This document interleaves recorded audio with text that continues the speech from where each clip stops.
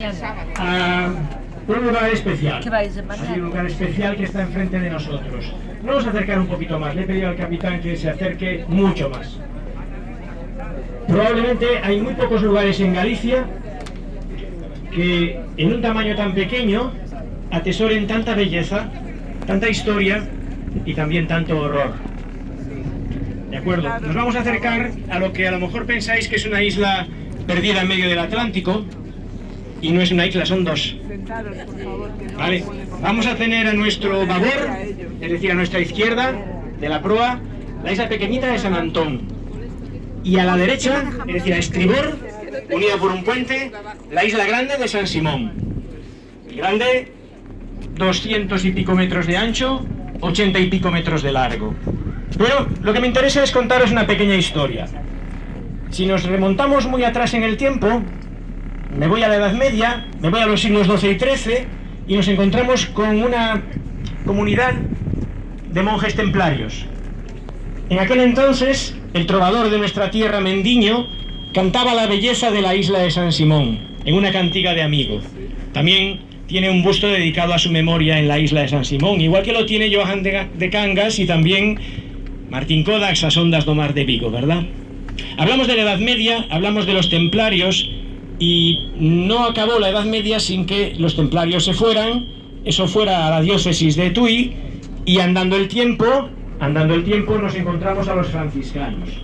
Monjes franciscanos que hacen suyo un monasterio que ocuparía la parte central de donde hoy vemos la isla de San Simón o la isla Grande. Esos monjes franciscanos son los que se tuvieron que enfrentar con la ira en el año 1589 del corsario inglés Francis Drake. Francis Drake saqueó todo lo que tenía valor en la ría de Vigo. Empezó por el convento franciscano, siguió por la colegiata de Vigo y 250 casas que estaban expuestas, las más expuestas al mar en la villa de Vigo, fueron incendiadas, saqueadas.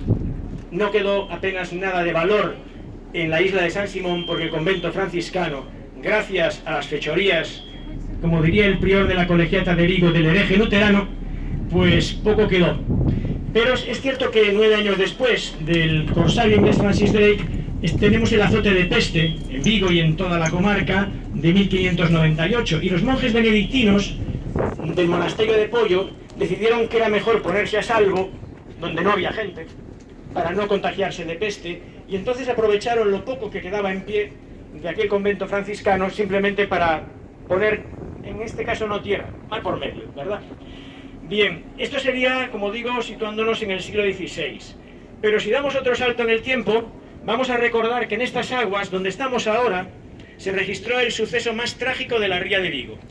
Hablo de fines de octubre del año 1702, batalla de Rante, 2.800 muertos sobre las aguas, y bajo las aguas, ¿quién sabe? La imaginación de Julio Verne nos va a decir que el tesoro queda aquí, por lo menos para que el capitán Nemo financie sus correrías del uno al otro mar, proveyéndose de la caja de caudales que estaría bajo estas aguas, ¿verdad? Pues nosotros sabemos que el rey Felipe V tuvo un mes para poder descargar la plata y poder seguir financiando la guerra contra sus enemigos que no le reconocían su derecho al trono, y acabar a la postre ganando la guerra y firmando un tratado de paz que establece por derecho lo que ya era por guerra. ¿De acuerdo? Pero es cierto que una parte de aquella plata se la llevaron los ingleses, ¿de acuerdo? Y todavía lo recuerdan en el nombre de una calle en la ciudad de Londres, ¿verdad? Vigo Street.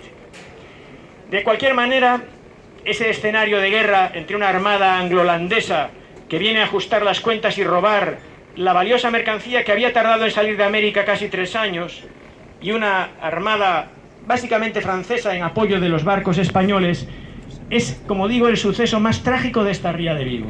Año 1702, 2.800 muertos sobre las aguas.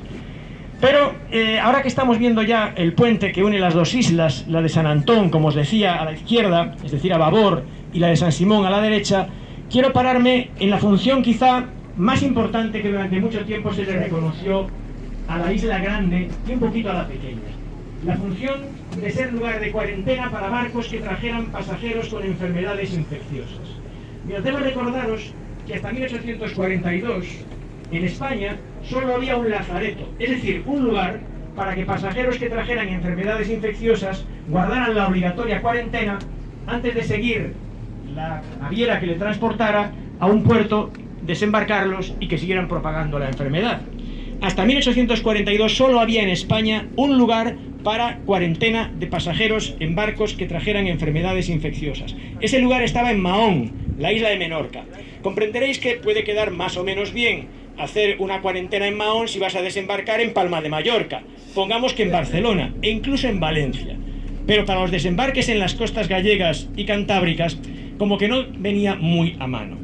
Entonces aquí hay que agradecer dos iniciativas. Una, la de un médico, Nicolás Taboada Leal, un médico vigués, que en el año 1833 se había tenido que enfrentar personalmente con la enfermedad del cólera, tratando a muchos enfermos en Vigo de cólera, porque Vigo en 1833 fue la puerta de entrada del cólera en toda España.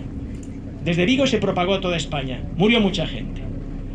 Y sabemos que el cólera había llegado en barco.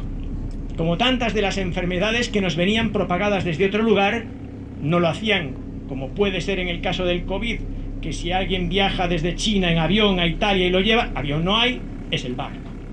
Entonces había que hacer cuarentena de los barcos. Y Nicolás Taboada Leal supo de los estragos del cólera en Vigo en 1833. Persuade a un amigo suyo, un comerciante riojano emprendedor que vivía en Vigo, Norberto Velázquez Moreno, un hombre emprendedor que ya había fundado el primer teatro, no solo de Vigo, de Galicia. En el año 1830 Velázquez Moreno funda un teatro que ocupa buena parte de lo que hoy es la Plaza de la Princesa, un lateral de la plaza. Justo enfrente de donde está la Fundación Penzol, enfrente de donde está la Casa de la Cultura, la parte opuesta que hoy son pisos simplemente. Norberto Velázquez Moreno era un hombre emprendedor. Y entonces lo que hace Norberto Velázquez Moreno es financiar la construcción de un lazareto en la Isla Grande de San Simón y una instalación más pequeña en la isla pequeña de San Antón. Pide los permisos, la reina regente María Cristina se los concede. La idea de haber hecho esto era del médico Nicolás Taboada Leal y en el año 1842 entra en servicio. En la isla pequeña que estamos viendo ahora, en San Antón, estaría lo que se llama el pabellón sucio. Le van a llamar la isla sucia. Ahí están leprosos, enfermos de cólera, enfermedades tropicales cualquiera que sea que vengan de América, infecciosos que no tienen cura, infecciosos que se supone que no se van a recuperar, infecciosos que están condenados a muerte. Al principio las dos islas están separadas, no hay puente, se va en barco. Ahí están los castigados porque no pueden estar más que confinados, propagarían la enfermedad y no tienen cura. La isla sucia, San Antón. La isla limpia, donde veis un edificio más grande, ahí estarían los pabellones que los médicos certifican que son de los que potencialmente se pueden curar, de los que potencialmente se pueden ir rehabilitando. Sería la idea para que en el futuro todos los barcos que pudieran recalar en estos pabellones sanitarios tuvieran luego las navieras que decidir, una vez que el pasaje está limpio, una vez que la ropa se ha quemado, una vez que el barco se ha limpiado y una vez que ellos están restablecidos, a qué puerto, por la póliza de seguros que tiene contratada la compañía marítima, a qué puerto lo desembarcan. Y ahora pensad un momentito.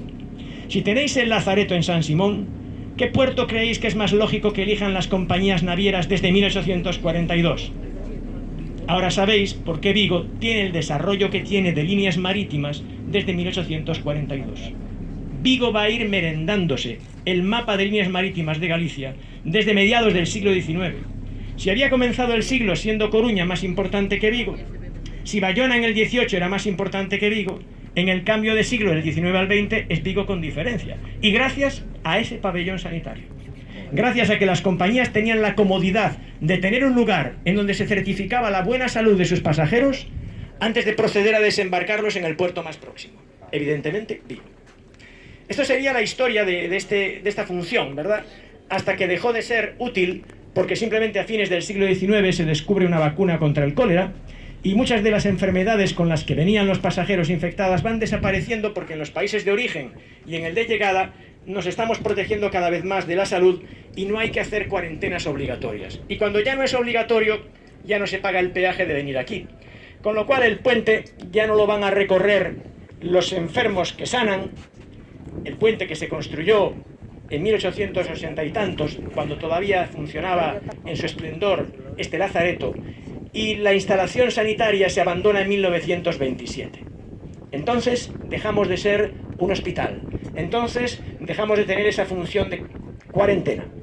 Pero llega el horror, el horror. Os dije que era una isla, o dos islas, que atesoraban Belleza, historia y horror. Y el horror llegó en plena guerra civil. Mirad, os voy a decir que probablemente os asociáis seguramente la maldad de los nazis a los campos de concentración que van con la propia dictadura del Tercer Reich. Seguro que pensáis en Mauthausen, Auschwitz, Treblinka. No nos equivocamos a pensar en la dosis de maldad que encierra esto. Esto es nuestro Auschwitz particular. En plena guerra civil, cuando los presos republicanos no cabían en las cárceles, primero de Vigo y las ciudades próximas, se fueron acercando cada vez más convoyes en barcas para dejarlos en donde había sido la cuarentena de los enfermos con posibilidad de recuperarse, es decir, en la isla grande, y la isla pequeña se fue convirtiendo en enfermería, lugar de guarnición de los soldados que vigilaban la cárcel y para tareas administrativas. La isla pequeña, ya digo, para los soldados que vigilaban a los presos, para las tareas administrativas y para la enfermería. Pero la isla grande va a ser una cárcel. Una cárcel en la que, una vez que cae el frente del norte, pensad en la guerra civil, bombardeo de Guernica, abril del 37, ¿verdad? Empieza a haber muchísimo republicano al que detener. Y se organizan convoyes de barcos para llevar desde la zona del País Vasco, por obra y gracia de la Legión Cóndor, sabéis que va cayendo todo el norte, se realizan expediciones marítimas para irles llevando a prisiones lejos de sus propios lugares de origen. Porque son sindicalistas, porque habían simpatizado con la República, presos republicanos, vamos a dejarlo así. Y aquí van a llegar a San Simón muchísimos presos vascos, muchísimos presos que llegan después de que cae el País Vasco. Mirad, estaban amontonados, hacinados de tal manera que era muy difícil el movimiento. Llegó a haber 2.500 a la vez en un lugar en el que no cabían razonablemente ni la mitad. Y muchos iban a sentir la humedad en el cuerpo. Gente a veces mayor que al llegar el invierno y la época de lluvias van a sentir un lugar lóbrego, un lugar en donde apenas te puedes mover porque se disputan el espacio, donde la ropa que tienen hecha jirones y los zapatos prácticamente inservibles no les van a servir para deambular como fantasmas por el paseo de los buxos, el paseo de los bojes, ¿verdad? Llegó a haber 500.000 de muertos por hambre, se dice pronto. Mirad, en el año 1941, que si preguntáis, cualquiera que tenga una memoria hacia atrás sabe que es el año del hambre por excelencia, ese mismo año murieron 250 personas. Algunos para sobrevivir comiendo mariscaban, y comían un marisco que no debía estar en buen estado porque se cuentan casos de problemas intestinales, de diarreas graves que produjeron deshidratación y muerte. 500.000 al final de la existencia de este campo de concentración entre 1936 y 1943, documentado por algunos historiadores, 500.000 sabemos que murieron de hambre. El rancho, cocción de peladuras de patatas y algunas cosas que buenamente y a duras penas vecinas de Redondela les acercaban a los presos. Pero con todo, con las condiciones malas de comer, con las condiciones malas de vivir y de estar amontonados, con todo lo peor era el miedo cerval que tenía esta gente. La angustia. ¿Por qué? Porque cada noche cualquiera podía pensar que era él el nombrado para esas sacas que se hacían con nocturnidad, para esos paseos en una barca llevándoles a tierra, podían acabar en la playa de Cesantes, en una cuneta o en la tapia de un cementerio. El hecho de que se decidiera que la suerte no estaba contigo esa noche, o simplemente que lo temieras, servía para que muchos fueran prácticamente agonizando. Recuerdo el caso del que era comisario de policía de Vigo, Diego Silanes. Él dijo que ponía a sus hombres al servicio de la República y se equivocó porque sus hombres no iban a estar al servicio de la República. Él fue hecho prisionero y el número 2 le venía a visitar aquí. Yo hablé con el número 2, el que se ocupó luego de la comisaría de Vigo, y me decía que cada vez que le visitaba veía el miedo en el cuerpo de este hombre. Y veía que iba perdiendo la salud. Lo veía morir poco a poco. Eso formó parte de la historia trágica, dramática de San Simón. Como os digo, llegó a haber 2.500 puntos, 500 muertos por hambre, y muchos de los que salieron de la prisión amparados en la nocturnidad acabaron formando parte de los 2.500 muertos por paseos de la provincia de Pontevedra. Bueno, acabó la época de cárcel en 1943 y los presos que todavía quedaban fueron dispersos por otras cárceles de España y pasó a tener otra función. El lugar grande, la isla de San Simón, se convirtió en el lugar de recreo de la Guardia de Franco. La Guardia de Franco tenía aquí un lugar de asueto, había pues unas playas, había un lugar de descanso, hasta que en 1950 pasó el segundo incidente más dramático de esta ría. Si el primero fue, como os dije, la batalla de Rante, 2.800, en este murieron casi 50 personas. Resulta que los que formaban parte de la Guardia de Franco, en el trayecto que hacen de la isla a tierra, en un momento dado, la barca probablemente llevando 50 personas eran más de los que razonablemente cabían, uno de ellos se cae, Los demás le quieren ayudar y lo que hacen es que vuelca la barca. Prácticamente nadie sabía nadar. De los 50 que iban en la barca murieron 43, ahogados. Si os digo que la profundidad era 4 metros, resulta difícil ahogarse en 4 metros, ¿verdad? Pero si no sabes nadar y estás nervioso y además te agarras al que está al lado y lo empujas para abajo, la angustia fue tremenda. Los vecinos se acuerdan mucho de esta situación, una situación que sirvió para que la isla dejara de ser zona de recreo de la Guardia de Franco y evidentemente dejó de tener esa función. Hablamos del año 1950. Para el año 1953 empieza a pensar que puede servir para que los hijos huérfanos de marineros tengan un hogar de acogida. Hacían viaje a tierra, pero también aquí tenían un lugar en donde alimentarse, un lugar en donde recibían escuela. O sea, era un hogar-escuela llamado Méndez Núñez para los hijos de marineros muertos. Se llamaba Hijos Huérfanos del Mar. Esto va a funcionar hasta 1963 y luego cae en su abandono. Se abandona la isla, se abandonan las instalaciones y todo se va a venir un poquito abajo, lo vamos olvidando, lo vamos perdiendo y sin embargo vuelve a la vida. Cuando estamos a punto de cambiar el siglo XX por el XXI, en 1999 recibe la consideración de bien de interés cultural, BIC. A partir de ahí se comienzan a rehabilitar los jardines, se comienza por el Paseo dos Buxos, ese paseo precioso, un arbolado, y todo el arbolado que le rodea.